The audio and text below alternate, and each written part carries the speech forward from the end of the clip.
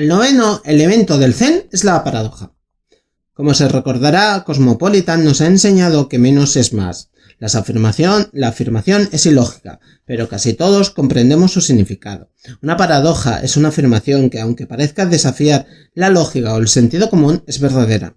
Un famoso koan zen dice así: si tienes un palo te daré uno, si no tienes un palo te lo quitaré.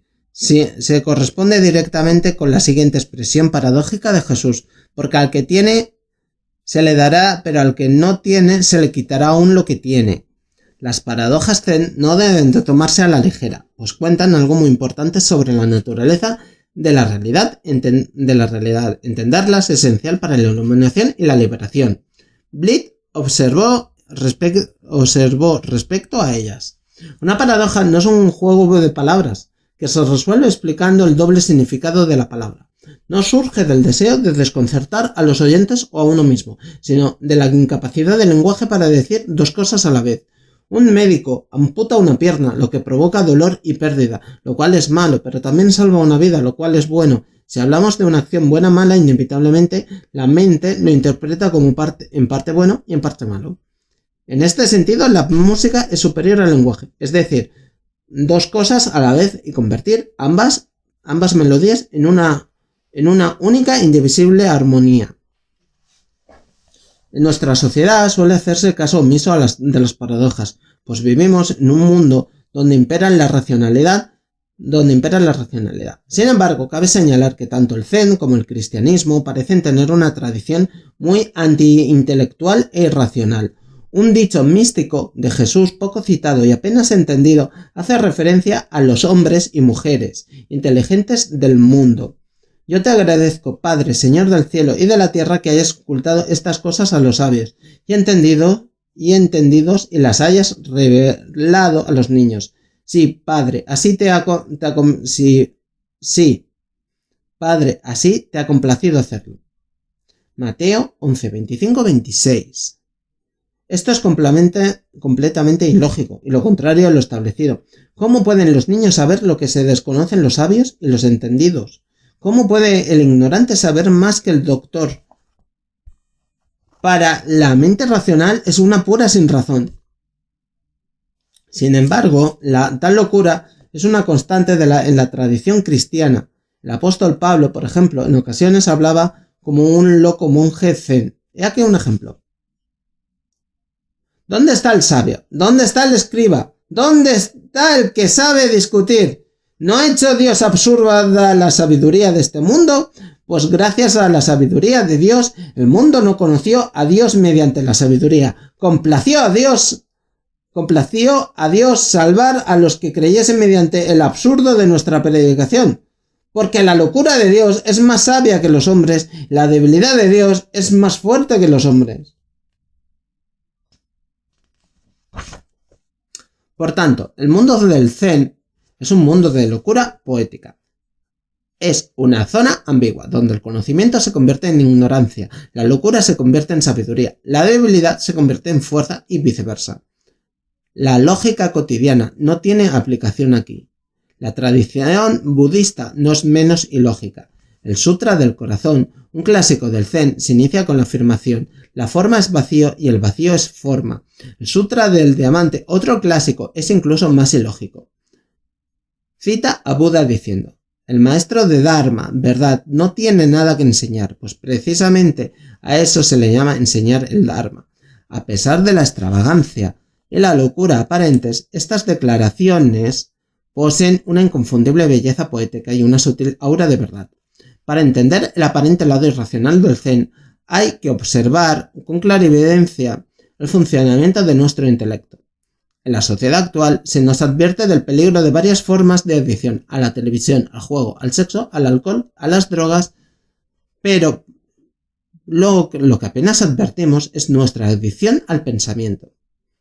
Lógico que puede ser muy perjudicial para nuestra salud mental y espiritual si no somos conscientes de sus limitaciones y sus trampas. Encontramos buenos ejemplos de las limitaciones y las trampas de la lógica en los recientes avances de la informática. El ordenador es la quinta esencia del lado lógico y racional de la mente humana. Muchos de los avances científicos y tecnológicos de este siglo no habían sido posibles sin su ayuda. Es el héroe moderno y su historial es indiscutible. Sus impresionantes logros del pasado han hecho que los científicos traten de emular aún en mayor grado las funciones cerebrales. Una de las tentativas más recientes es la comprensión del lenguaje humano por parte de la máquina. La investigación en esta área, denominada inteligencia artificial, se considera muy prometedora. Lamentablemente, la inteligencia artificial resulta ser un castillo en el aire. Tras 30 años de investigación y billones de dólares invertidos en estos proyectos, los científicos empiezan a advertir que han subestimado de forma considerable la complejidad del problema. En uno de estos experimentos, la frase en inglés "The spirit is willing but the flesh is weak", el espíritu está dispuesto pero la carne es débil, se tradujo primero al ruso y después de nuevo al inglés. El resultado fue: el vodka es agradable pero la carne es demasiado tierna. Tales errores subrayan un problema esencial del pensamiento lógico. La lógica nos dicta lo que pensamos de la forma uno u otro. Algo puede ser A o no A, pero no ambos. Esto es un reflejo de nuestra mente racional, que intenta encasillar la vida en pulcros compartimentos, clasificar, etiquetar y discriminar. Sin embargo, el mundo real no es pulcro. La naturaleza es confusa. Al operar de la forma binaria, uno u otro, el ordenador no ejecuta correctamente las tareas que implican una ambigüedad. La máquina no tiene dificultades para trazar la trayectoria de una nave espacial, pero sí para manejar conversaciones muy sencillas que suelen incluir múltiples extractos de significado. Como señaló Steven Pinker, director del Centro de Neurociencia Cognitiva del Massachusetts Institute of Technology, un robot no puede saber que María poseía un corderito, significa solo que era su propietaria y que no mantenía relaciones sexuales con él. El problema básico está asociado al uso generalizado de la lógica, que un especialista resume del siguiente modo. Toda lógica tradicional suele asumir que se utilizan símbolos precisos. Por consiguiente, no puede aplicarse a esta vida terrestre sino solo a una vida celestial imaginaria.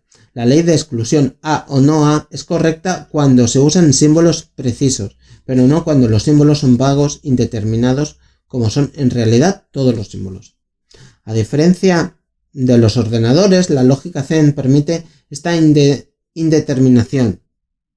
No presenta objeciones a la coexistencia de A y no A, pero sería un grave error considerar racionales a los maestros de Zen si no creyesen en la racionalidad. No enseñarían ni tendrían nada que enseñar.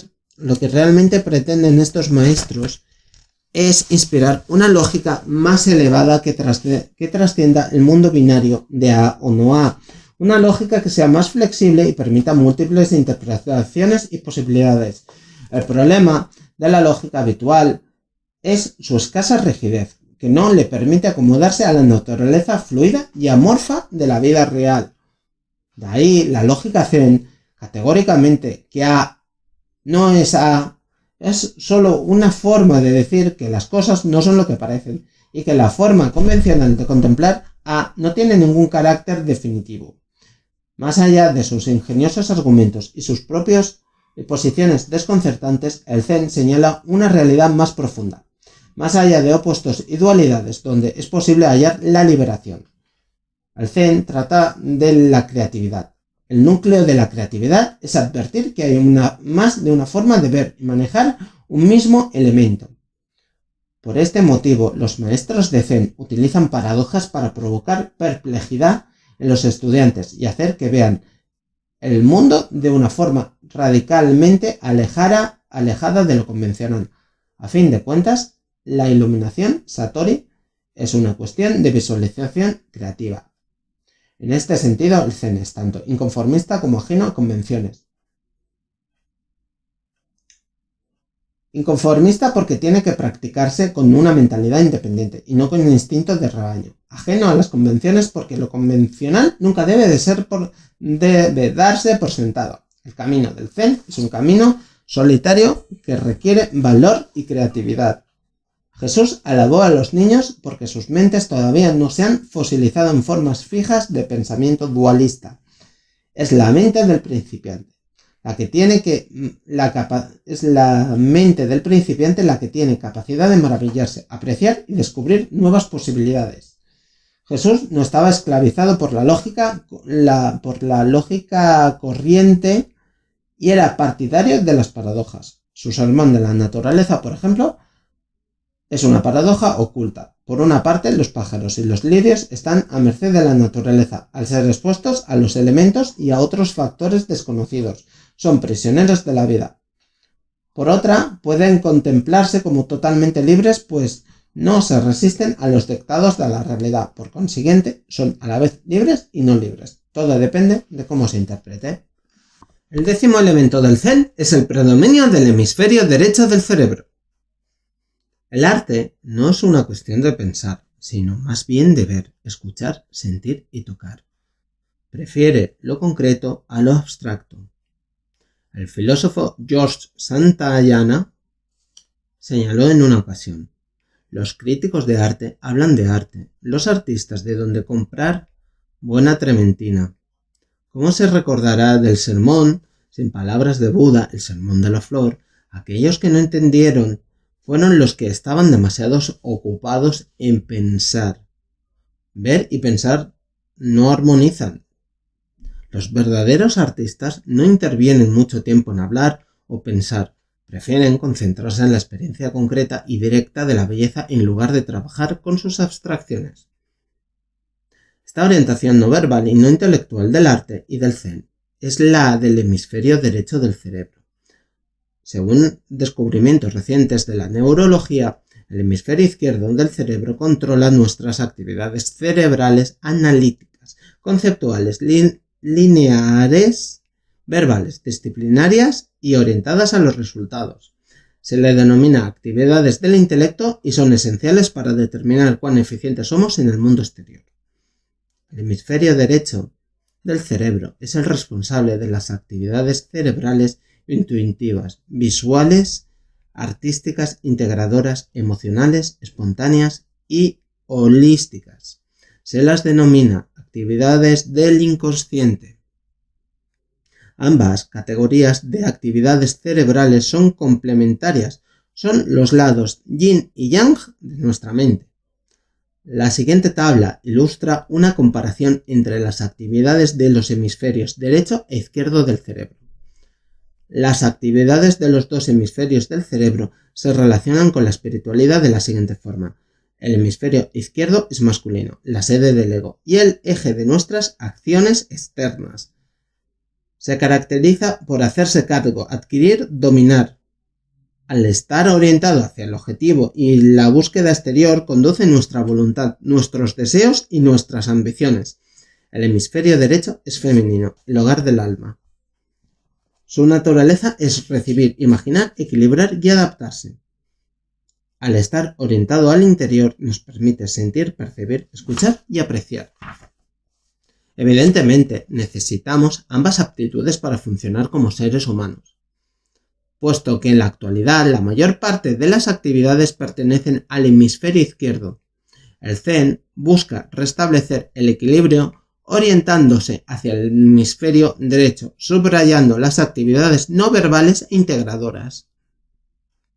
Puesto que la experiencia Zen está orientada por naturaleza al hemisferio derecho y no se puede verbalizar, tiende a otorgársele cierta aura de misterio. Sin embargo, no es más misteriosa o mística que sentir el frescor del agua en la mano. El maestro Sri Rashik habla de la experiencia Zen en términos muy cotidianos. Tabla de modos de pensamiento de los hemisferios derecho e izquierdo. Izquierdo y derecho. Izquierdo y derecho. Analítico, sintético. Preciso, ambiguo. Dicotómico, holístico de relaciones. Sistemático, lúdico. Secuencial, simultáneo. Verbal, no verbal. Simbólico abstracto, concreto. racional, lógico, artístico, intuitivo, emocional. Planificado, espontáneo. Orientado a los objetivos, orientado al proceso. Sintáctico, perceptivo.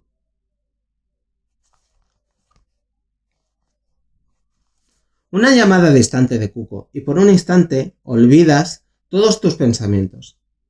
El canto del cuco es tan hermoso, tan penetrante como una flecha directa al corazón. Durante un instante todo se detiene y de pronto tienes una experiencia del Tao. Lo llamas belleza, porque no sabes qué es. Sí, la belleza es uno de sus aspectos. Una noche estrellada, estás acostado en la hierba, mirando al cielo, impresionado por su esplendor. Lo llamas esplendor. Ese es otro aspecto del Tao. Al escuchar música, algo se conmueve muy profundamente en tu ser. Se produce una sincronía. Has armonizado con la música. Una danza sutil surge en ti. ¿Lo llamas música? ¿Lo llamas poesía? Es Tao, otro aspecto del Tao. La experiencia zen es lo que sucede cuando uno se pierde en el momento. Es como si el mundo se detuviese. La sensación de armonía y paz es suprema.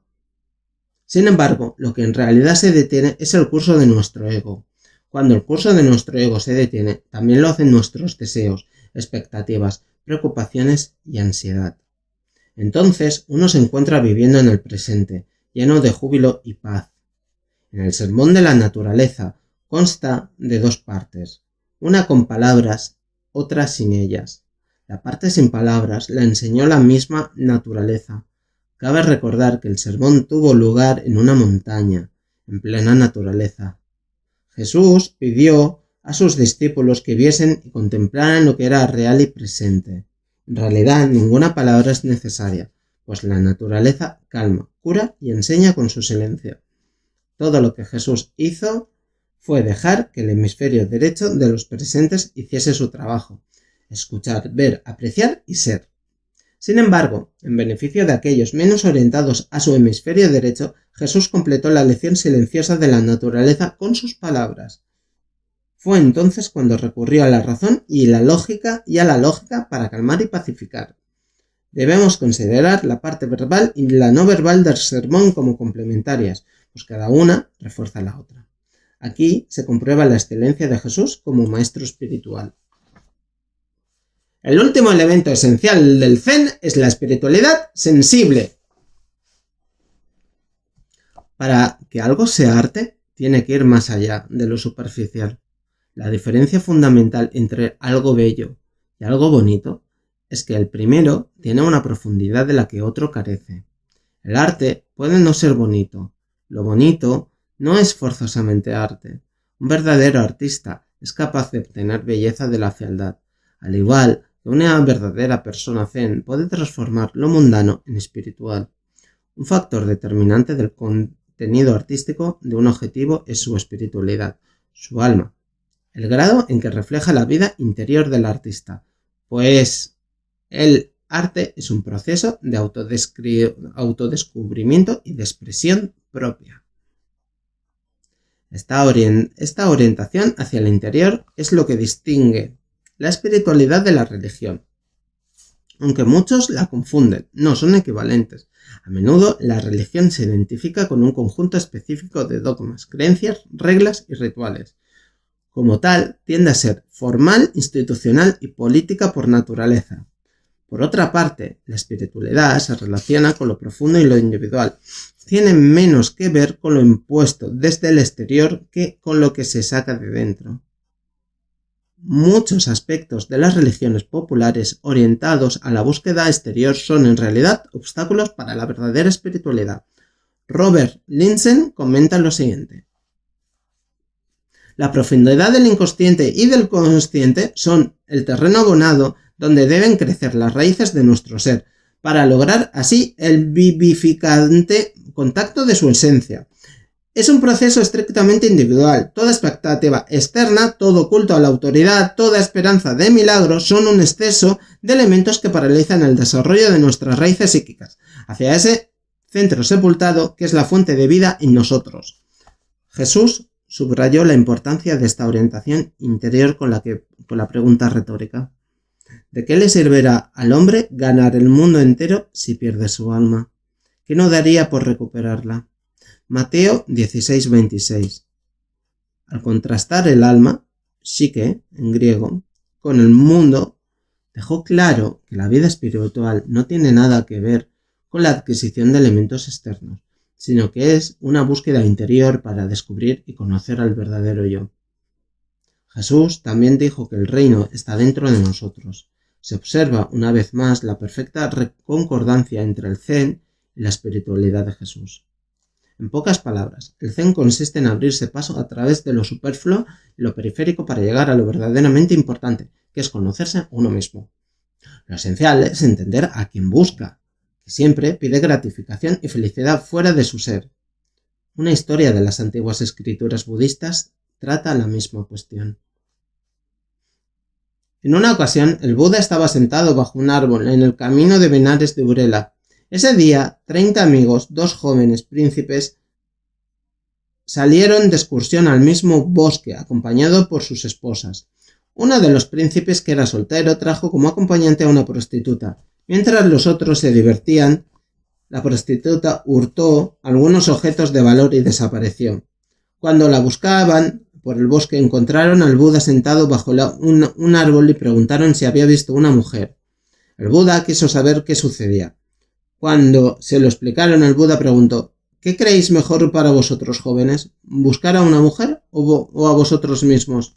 Pues bien, empecemos sin más dilaciones.